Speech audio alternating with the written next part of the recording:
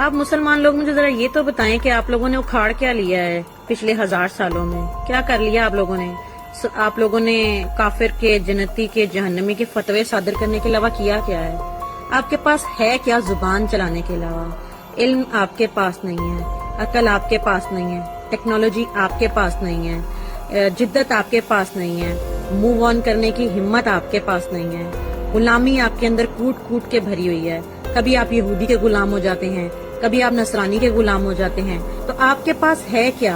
आपके पास और कुछ नहीं है सिवाय इस उंगली के। कहते हैं कि तुम जहन्नमी हो, तुम काफिर हो, तुम्हारा अकीदा गलत है, तुम फतवे लगाते हैं आप लोग। कुछ शर्म करें, कुछ सोचें इस बारे में। आखिर क्यों हम लोग अपने आप को मूव ऑन नहीं करते हैं? ये काफिर, जहन्नमी, जन्नती से निकल के कोई अकल की सोच हम क्यों अपने अंदर पैदा नहीं करते? पेरिस फ्रांस के अंदर एक ही दिन में बहुत सारी मुसलमान औरतों ने इस्लाम मजहब छोड़कर यीशु मसीह को कबूल किया और अपने बुर्के उतारकर फेंक दिए।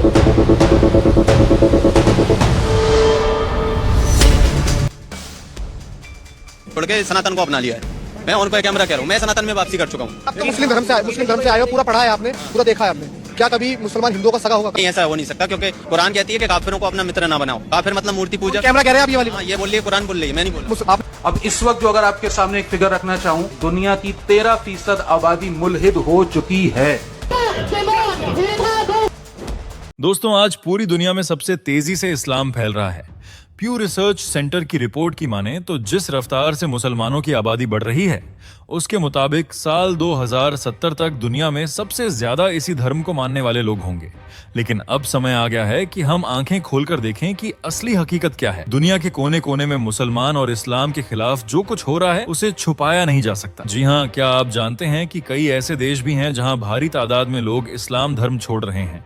दुनिया के कई देशों में खुलेआम कुरान को जलाया जा रहा है। स्वीडन, डेनमार्क और नॉर्वे जैसी जगहों में मुसलमानों के विरोध के तौर पर सार्वजनिक जगहों पर कुरान को आग के हवाले किया गया। तो वही सऊदी अरब सहित कई देशों में इस्लाम छोड़ने वाले बढ़ रहे हैं। हजारों मस्जिदों को मिटाया जा रहा है, जिनमें यूरोप और अमेरिका में कई मस्जिदें तोड़ी गई हैं।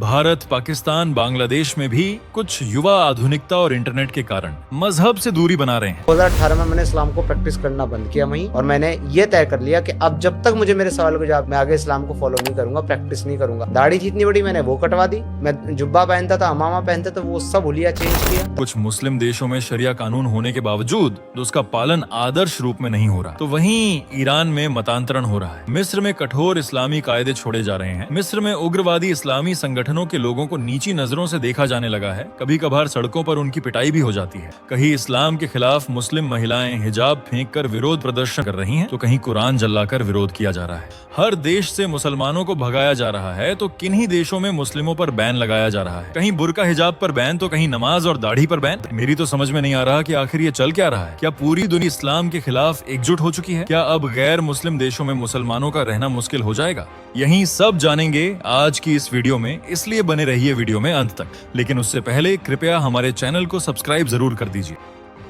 जनवरी 2023, स्थान स्टॉकहोम, स्वीडन। ठंडी हवाओं में स्टॉकहोम का एक बड़ा चौक भरा हुआ था। लोग कैमरे और मीडिया के सामने खड़े थे और बीच में खड़ा था रासमस पलुदान, डेनिश स्वीडिश प्रचारक जो अपनी कट्टरपंथी नीतियों और विवादित हरकतों के लिए जाना जाता है। उसने क्या किया? उसने कुरान उठाया और खुलेआम आग में डाल दिया। सोचो, एक किताब जिसे मुस्लिम दुनिया की आंखों में सबसे पवित्र माना जाता है, उसे सबके सामने जला दिया गया। लेकिन ये पहली बार नहीं था। 2020 स्वीडन में पहली बार कुरान जलाने की घटना हुई, जबकि 28 जून 2023 को इराकी असीरियन शरणार्थी सल्वन मोमिका ने स्टॉकहोम मस्जिद के बाहर कुरान के पन्ने जलाए। वही 20 जुलाई 2023 को मोमिका ने फिर से स्टॉकहोम में कुरान जलाने की कोशिश की। स्वीडन में ऐसे दर्जनों मामले हैं और आजकल यह के ट्रेंड बनता जा रहा है। अभी कुछ महीने पहले ही अमेरिकन नेता वैलेंटीना गोमेज ने कुरान जला दी थी और कहा था वो टेक्सास से इस्लाम का खात्मा कर देगी।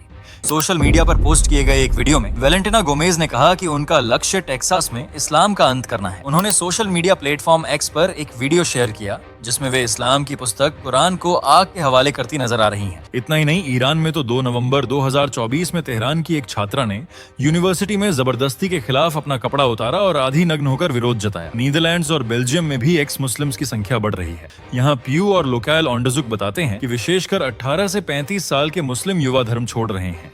यूनाइटेड किंगडम में भी एक्स मुस्लिम्स की संख्या बढ़ रही है। बता दें, ब्रिटिश सोशल एटीट्यूड सर्वे और CRR डेटा बताते हैं कि युवा मुस्लिमों में धार्मिक पहचान छोड़ने का रुझान लगातार बढ़ा है। टाइम्स अखबार के मुताबिक हर साल करीब 1 से 1.5 लाख लोग इस्लाम धर्म छोड़ देते हैं। इसी कारण सिर्फ 2025 में यूके में 3199 इस्लाम विरोधी घटनाएं हुई हैं। वही अमेरिका में 8061 इस्लाम विरोधी घटनाएं हुई हैं। इसका कारण है कि अमेरिका में प्यू रिसर्च 2018 के अनुसार जो लोग बचपन में मुस्लिम थे उनमें लगभग 23% अब खुद को मुस्लिम नहीं बताते, क्योंकि वो अमेरिका के खुले समाज की वजह से अपने धर्म से अलग होने का निर्णय ले रहे हैं। यही कारण है कि अमेरिका में भी एक्स मुस्लिम समुदाय लगातार बढ़ रहा है, खासकर युवा वर्ग में। वहीं जर्मनी के एक अखबार डाई वेल्ट की एक रिपोर्ट में कहा गया कि हर साल जर्मनी में भी करीब 20 से 25 हजार लोग इस्लाम धर्म का त्याग कर रहे हैं। ये हाल सिर्फ इन देशों में ही नहीं बल्कि मुस्लिमों देशों में भी इस्लाम का यही हाल है। मुस्लिम देश ईरान में भी लोग इस्लाम छोड़ दूसरा धर्म अपना रहे हैं, जिसमें बख्तियारी जनजाति के लोग पारसी धर्म अपना रहे हैं, जबकि काफी लोगों ने ईसाई धर्म भी अपनाया है। यूनिवर्सिटी ऑफ मिशिगन के सर्वेक्षण में पाया गया कि ट्यूनीशिया, मोरक्को और इराक जैसे मुस्लिम देशों में इस्लाम को फॉलो करने वाले लोग खुद को अब नास्तिक बताने लगे, यानी अब उनका इस्लाम से कोई लेना देना नहीं है।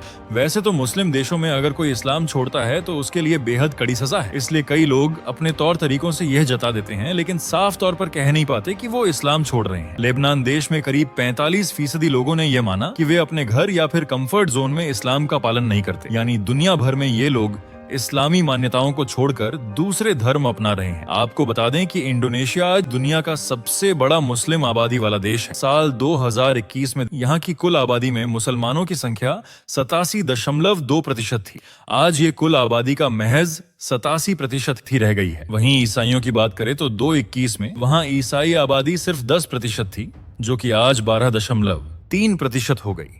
आज इसकी चर्चा इसलिए हो रही है क्योंकि सबसे बड़ा इस्लामिक मुल्क होने के बावजूद भी इस देश में इस्लाम के प्रति लोगों का लगाव लगातार कम हो रहा है। बीते कुछ सालों में कई रिपोर्ट्स में दावे किए गए हैं कि इंडोनेशिया में लाखों की संख्या में मुस्लिम लोग ईसाई धर्म को अपना रहा है। इसका सबसे बड़ा उदाहरण हमें साल 2021 में देखने को मिला, जब इंडोनेशिया के संस्थापक और प्रथम राष्ट्रपति की बेटी सुकमावती सुकर्णोपुत्री ने इस्लाम छोड़ विधिवत हिंदू धर्म स्वीकार किया था, जिसके बाद उन्होंने कई कैंपेन चलाए और लाखों मुसलमानों को हिंदू बना डाला। खैर, सुकर्णोपुत्री जैसी बड़ी हस्ती द्वारा इस्लाम छोड़ने पर दुनिया के इस्लामी नेताओं से कोई धमकी न आना भी एक संकेत है कि आगामी समय इस्लाम को अंत की ओर ले जा रहा है। क्योंकि कुछ साल पहले कनाडियन अफ्रीकी मौलवी बिलाल फिलिप्स ने इस्लाम छोड़ने की सुनामी आने की आशंका जताई थी। कनाडाई मूल के इस्लामिक विद्वान डॉक्टर अब्बू आमिना बिलाल फिलिप्स ने खुलकर चेतावनी दी थी कि मुस्लिम समुदाय में इस्लाम छोड़ने की सुनामी आ रही है। उन्होंने यह बात अपने एक वीडियो में कही थी, जिसमें उन्होंने बताया कि युवा शिक्षित मुसलमानों के बीच धर्म परिवर्तन की प्रवृत्ति तेजी से बढ़ रही है। डॉक्टर फिलिप्स का कहना था कि यदि इस प्रवृत्ति को गंभीरता से नहीं लिया गया तो यह एक सुनामी की तरह फैल सकती है, जिससे मुस्लिम समुदाय को गहरा नुकसान हो सकता है। यही नहीं, प्रसिद्ध अरब विशेषज्ञ डॉक्टर डैनियल पाइप्स, जो हार्वर्ड विश्वविद्यालय के छात्र रहे हैं और दशकों से अरब मामलों का अध्ययन कर रहे हैं, उनका भी मानना है कि मुस्लिम दुनिया में धर्म से दूर होने की प्रवृत्ति तेजी से फैल रही है। वे इसे जंगल की आग की तरह मानते हैं जो तेजी से बढ़ रही है। उनके अनुसार इस्लाम छोड़ने वाले लोग अब पहले से अधिक खुले तौर पर अपनी बात रख रहे हैं, जो पहले कभी नहीं देखा गया था। ये सब लोग अपनी इच्छा से कर रहे हैं,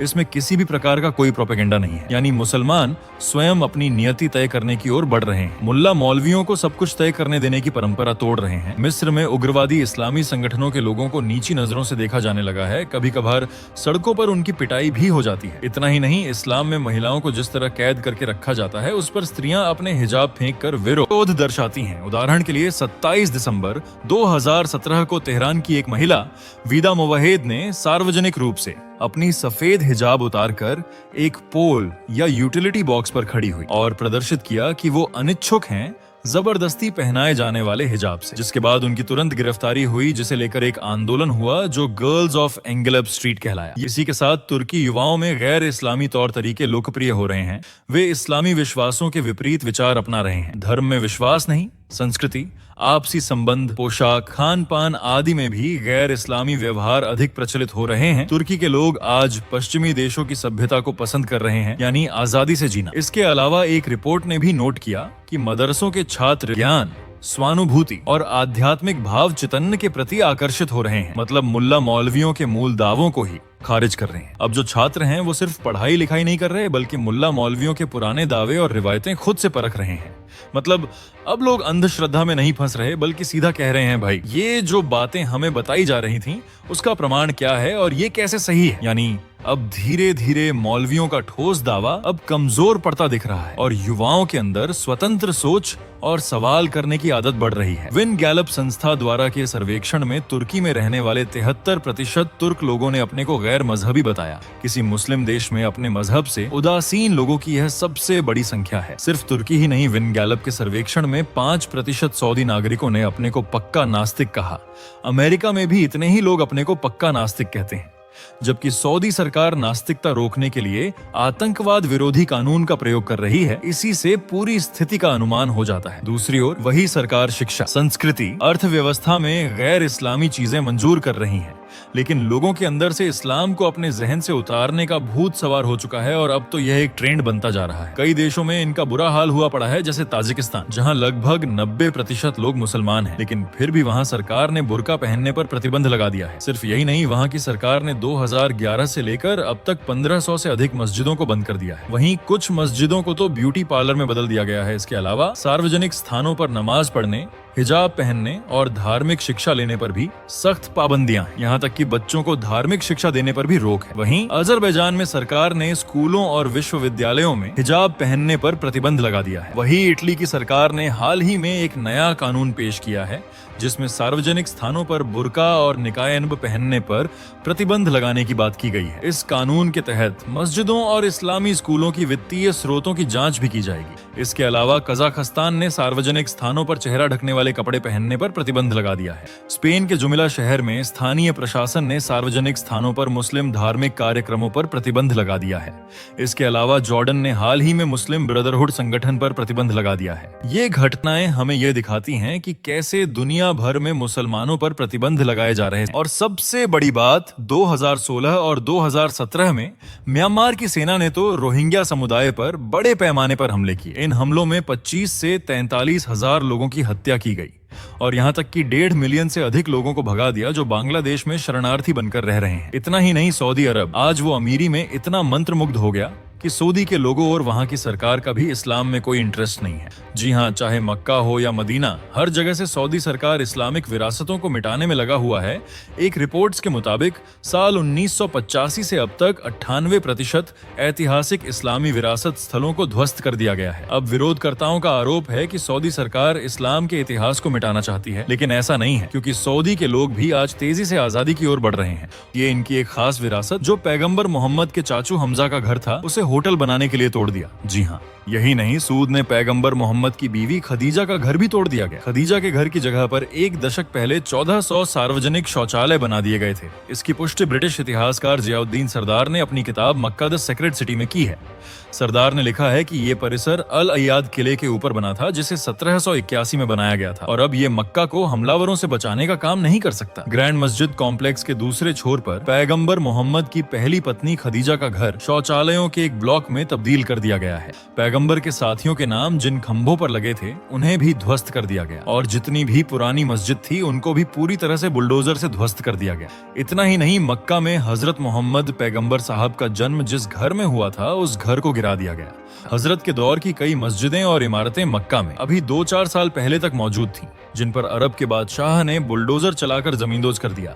इस्लामिक हेरिटेज रिसर्च फाउंडेशन के संस्थापक इतिहासकार डॉक्टर इरफान अल अलावी ने एक अनुमान के तौर पर बताया है कि विकास कार्यों की आड़ में सऊदी सरकार ने पिछले कुछ सालों में 500 से ज्यादा इस्लामिक ऐतिहासिक विरासतों के ढांचों को नष्ट कर दिया है। साल 2014 में टाइम मैगजीन की रिपोर्ट में बताया गया कि मदीना में 6 छोटी मस्जिदें जहां माना जाता है कि मोहम्मद ने नमाज पढ़ी थी, उसको भी बंद कर दिया गया है। इस्लाम के पहले खलीफा अब्बू बकर की 7वीं मस्जिद को एटीएम बनाने के लिए ध्वस्त कर दिया गया। यही नहीं, पैगंबर मोहम्मद की बेटी और उनके 4 सबसे खास साथियों की मशहूर 7 मस्जिदों में से 5 को ध्वस्त कर दिया गया। कुल मिलाकर कहने का मतलब ये है कि लोग इस्लाम धर्म से ऊब चुके हैं और उन्हें अब ना तो इस्लाम में दिलचस्पी है और ना ही इस्लामी विरासत से। मतलब जैसे जैसे ये लोग मदरसों से निकलकर बाहरी दुनिया देख रहे हैं, वैसे वैसे इन्हें ज्ञान हो रहा है कि धरती छपटी नहीं बल्कि गोल है। आज दुनिया में लाखों मुसलमान इस्लाम को छोड़ चुके हैं। भारत, पाकिस्तान, बांग्लादेश से लेकर सऊदी अरब, मिस्र, ईरान और इंडोनेशिया तक यूट्यूब, रेडिट, ट्विटर, टेलीग्राम और फेसबुक पर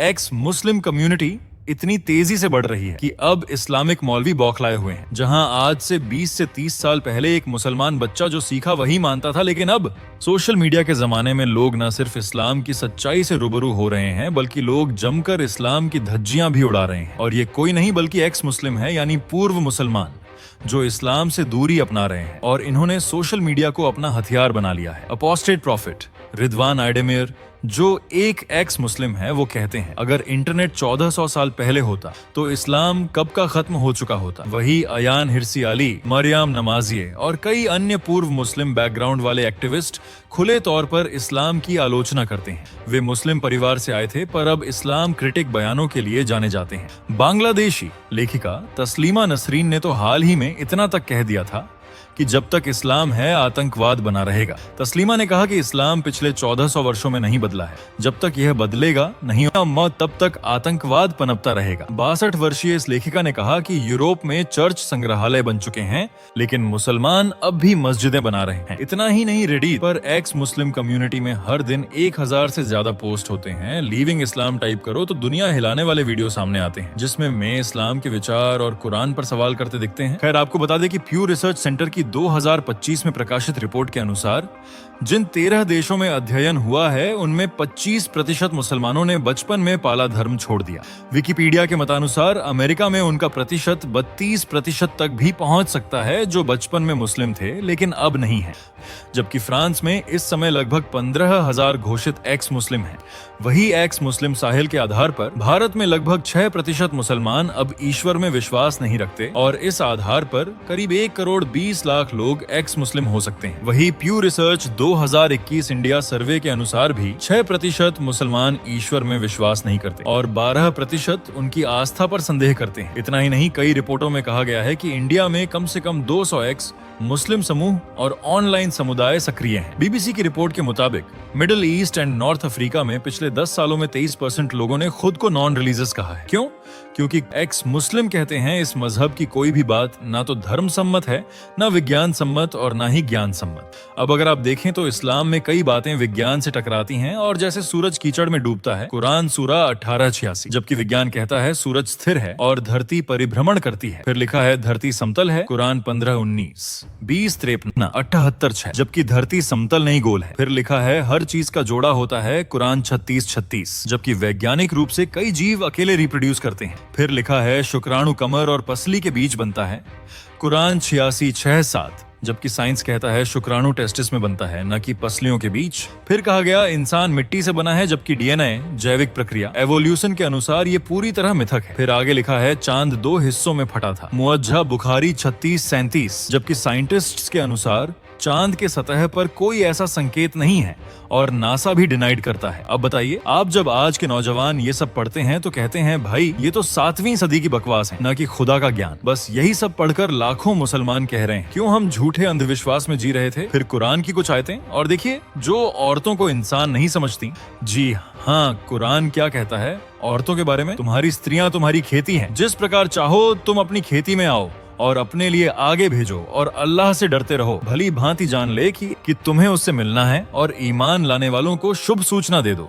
कुरान 2:2-23। ये आयत और इसका हिंदी अनुवाद मैंने इस्लामिक फाइंडरो आरजी नाम की वेबसाइट से लिया है, ताकि कोई ये ना कहे कि मैंने गलत अनुवाद किया है। तो अब बताइए, क्या ऐसे में कोई इज्जतदार औरत जुड़ी रह सकती है? नहीं। और यही कारण है कि लाखों मुस्लिम लड़कियां और औरतें आज एक्स मुस्लिम बन रही, क्योंकि उन्हें इंसान नहीं बल्कि जायदाद या सेक्स ऑब्जेक्ट समझा गया। अब ये अकेले नहीं है आज की तारीख में 50 से ज्यादा संगठित एक्स मुस्लिम संगठन दुनिया के अलग अलग देशों में सक्रिय हैं। कहने का मतलब देश और दुनिया का शिक्षित मुसलमान इस कट्टरपंथी सोच के कारण घुटन महसूस करने लगा है और इसी वजह से वह मौका पाकर किसी तरह इस संकुचित दायरे से बाहर निकलने को आतुर है।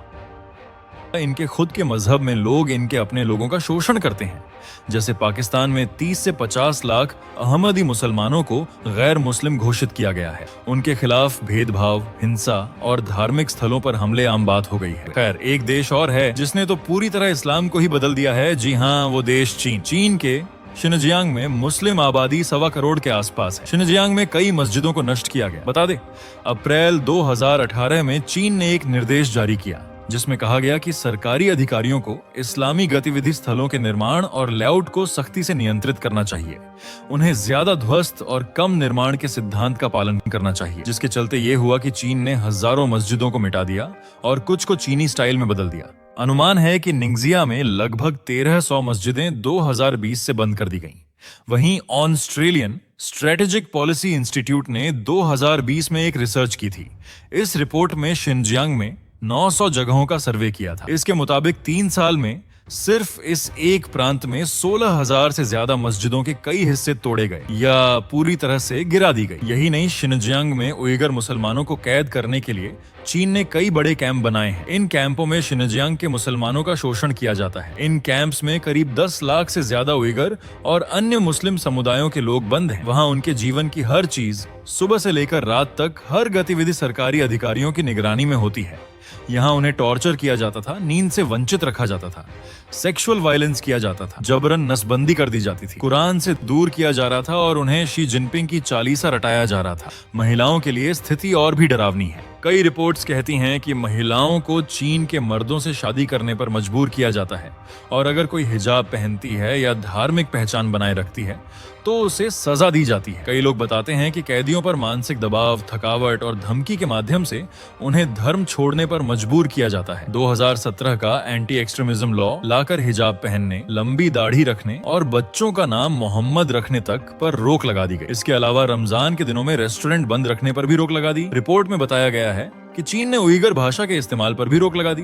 कुरान का नया ट्रांसलेटेड वर्जन निकाला गया ताकि उसमें से वह सब कुछ हटाया जा सके जो चीनी कम्युनिस्ट पार्टी की आइडियोलॉजी से टकरा रहा हो। यही नहीं जहां मुस्लिम आबादी थी, इन्हीं सेम एरियाज में हान चाइनीज माइग्रेशन को बढ़ावा दिया गया ताकि वो डेमोग्राफी को बदल सकें। संयुक्त राष्ट्र का मानना है कि हाल के दशकों में बड़ी संख्या में हान चीनियों ने शिनजियांग की ओर पलायन किया है। इसका मकसद यहाँ उइगर मुसलमानों की आबादी को कम करना और वहाँ बहुसंख्यक समुदाय को बसाना है। संयुक्त राष्ट्र की रिपोर्ट के मुताबिक 1953 में शिनजियांग में 75% से ज्यादा आबादी उइगर मुसलमानों की थी, जबकि हान चीनी, जो चीन का बहुसंख्यक समुदाय है, उसकी आबादी महज 7% ही थी। लेकिन अब यहाँ की 45% आबादी उइगर और 42% हान चीनियों की है। उइगर और हान चीनियों के अलावा शिनजियांग में हुई कजाक, किर्गिज, मंगोल और ताजिक लोग भी रहते हैं। कई पश्चिमी देशों ने इसका विरोध किया, पर इससे हुआ क्या है? चीन को घंटा फर्क नहीं पड़ा है उसे जो करना है वो आज भी कर रहा है, बिना किसी रोक टोक के, डंके की चोट। तो दोस्तों, आपकी क्या राय है इस विषय पर? नीचे कमेंट करके बताइए। साथ ही वीडियो को लाइक और शेयर करना ना भूलें। और हाँ, चैनल पर नए हो तो हमारे चैनल मिस्ट्री ऑफ आर्यावर्त को सब्सक्राइब कर बेल आइकन भी दबाते जाए। तो मिलते हैं अगली वीडियो में। जय हिंद, जय भारत।